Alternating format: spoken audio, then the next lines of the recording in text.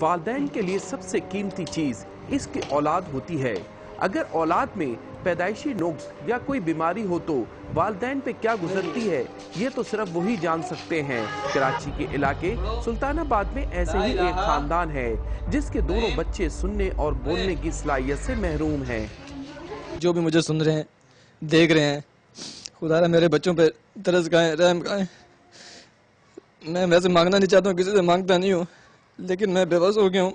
بچوں کی ماں بھی کسی مسیحا کی منتظر ہے تاکہ اس کے آنگن کی رونقیں بحال ہو سکیں۔ جو کوئی بھی سن رہے ہیں، پلیز میرے بچوں کے لیے علاج کے لیے تعاون کریں۔ سننے اور بولنے کی صلاحیت سے محروم ابراہیم حیدر اور عثمان حیدر کا اگر علاج کروا دیا جائے تو وہ بھی عام بچوں کی طرح سننے اور بولنے کے قابل ہو سکتے ہیں۔